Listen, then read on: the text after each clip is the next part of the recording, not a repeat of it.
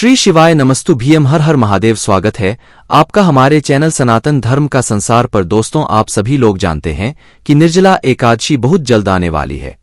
दोस्तों, साल में जितनी भी एकादशी पड़ती है उसमें निर्जला एकादशी का एक बहुत ही बड़ा और विशेष महत्व होता है। और दोस्तों, इस बार लोगों को एक मन में बहुत बड़ी चिंता है कि इस बार निर्जला एकादशी का जो व्रत है वो किस दिन रखा जाएगा। 17 जून को रखा जाएगा या 18 जून को रखा जाएगा, क्योंकि जो आपका कैलेंडर है उसमें आपको 17 जून का निर्जला एकादशी का व्रत दिख रहा होगा और लोगों द्वारा बताया जा रहा है आप लोगों को कि 18 जून को जो है निर्जला एकादशी का व्रत रखा जाएगा। तो आखिर किस दिन हमें ये निर्जला एकादशी का व्रत रखना चाहिए और निर्जला एकादशी में क्या हम पानी पी सकते हैं या नहीं पी सकते हैं, और इस व्रत को हम कैसे सही ढंग से करें जिससे कि हमें इस व्रत का पूरा फल मिल सके। साथ ही में दोस्तों, निर्जला एकादशी के दिन आप लोगों को किस समय से लेकर किस समय के बीच में पानी पीना है, पारण किस समय करना है, ये सारी जानकारी आपको इस वीडियो में देंगे। साथ ही में अगर आप लोग निर्जला एकादशी के दिन ये एक कर लेते हैं पंडित जी द्वारा बताया गया, तो निश्चित सी बात है कि आपके जीवन में जो भी दुख और परेशानियां आ रही होंगी आपको उनसे छुटकारा जरूर मिलेगा। आपकी जो भी मनोकामना होगी आपकी वह मनोकामना भी पूर्ण जरूर होगी। तो दोस्तों, सबसे पहले हम लोग बात करते हैं कि आखिर इस बार जो निर्जला एकादशी का व्रत है वो किस दिन रखा जाएगा। तो देखिए दोस्तों, हम आपको ज्यादा घुमाफिरा कर बातें नहीं बताएंगे। इस बार जो निर्जला एकादशी का व्रत रखा जाएगा वो दोस्तों 18 जून 2024 के दिन रखा जाएगा।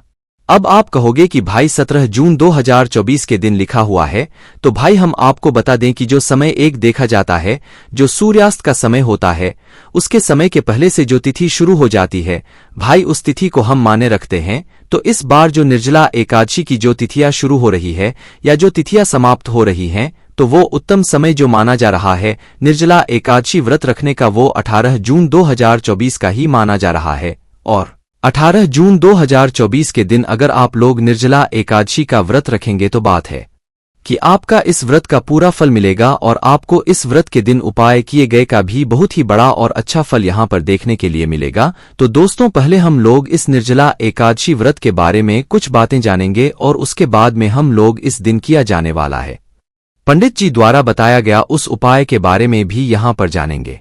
तो देखिए, अगर आप लोग इस व्रत को धारण करने वाले हैं तो भाई हमें क्या इस दिन जल नहीं पीना है या पीना है।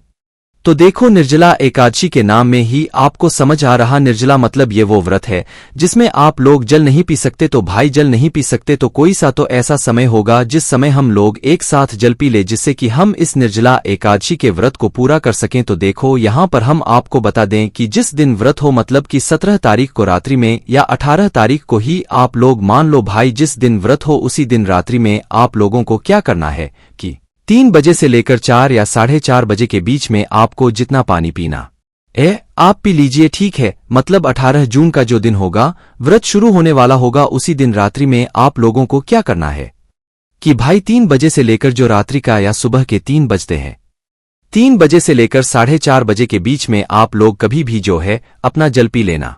जितना आपको जल पीना है उतना जल पी लेना, क्योंकि 4:30 या 4:30 बजे के बाद में जो है आपका निर्जला एकादशी का व्रत शुरू हो जाएगा। और ध्यान रखिएगा, ये जो निर्जला एकादशी का व्रत होता है ये पूरे 24 घंटों का होता है।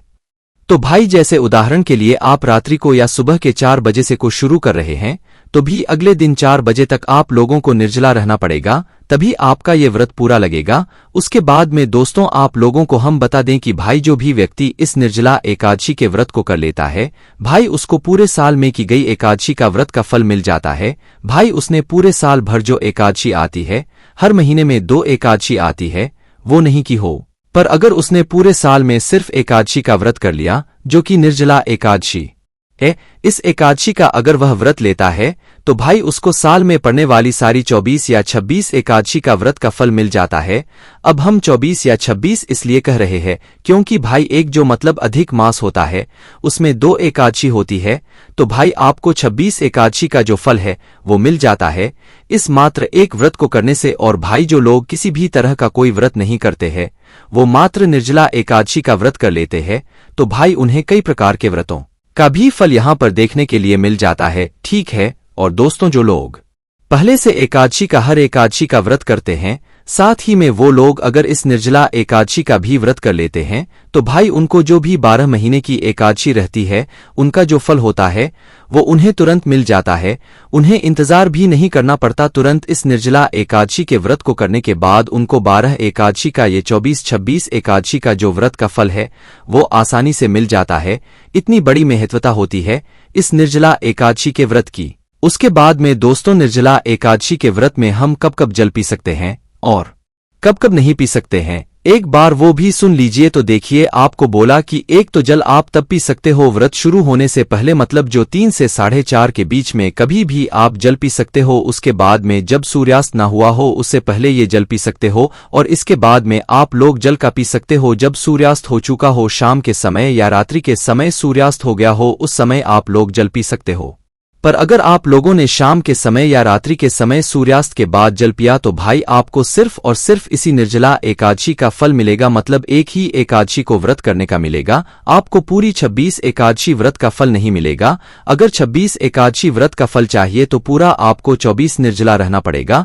उसके बाद में दोस्तों इस बात का आप लोग ध्यान रखना, 24 घंटे तक अगर आप लोग निर्जला एकादशी का व्रत सही से कर लेते हो तो आपको इस व्रत का पूर्ण फल यहां पर देखने के लिए मिल जाएगा। उसके बाद में दोस्तों अब हम आपको एक और बहुत ही यहां पर विशेष बात बता देते हैं कि निर्जला एकादशी में सबसे जरूरी बात है वो है दोस्तों जल, कि हम जल कैसे छोड़ सकते, क्योंकि थोड़ा बहुत गर्मी और उमस भी होगी तो भाई हमारा गला तो जरूर सूखेगा ही सूखेगा।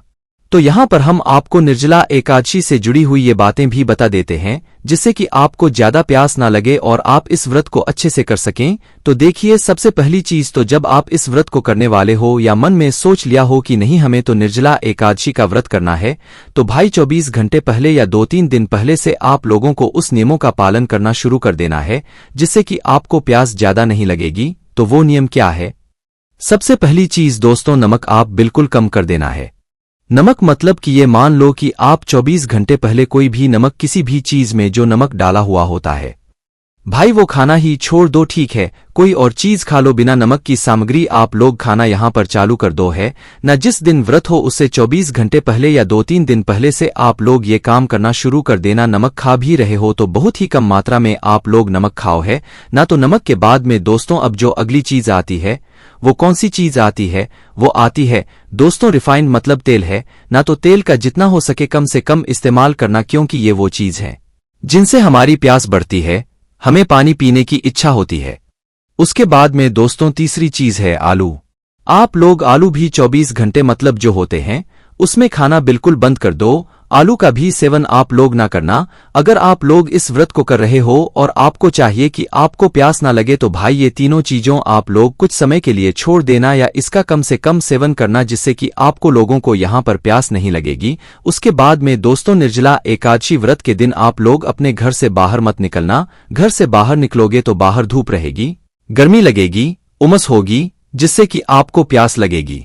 और जिस दिन व्रत हो भाई उस दिन आप लोग अपने सर पर एक सूती कपड़ा बांध लेना, इससे आप लोगों को ज्यादा प्यास नहीं लगेगी। उसके बाद में दोस्तों अगर आप लोगों का गला एकदम से आपको ऐसा लग रहा है कि नहीं अब बिल्कुल सहन नहीं हो रहा है, आपका गला चटक सा रहा है, आपको एकदम से प्यास सी लग रही है, तो दोस्तों आप लोग क्या कर सकते हो कि भगवान की कोई एक स्तुति लेना है।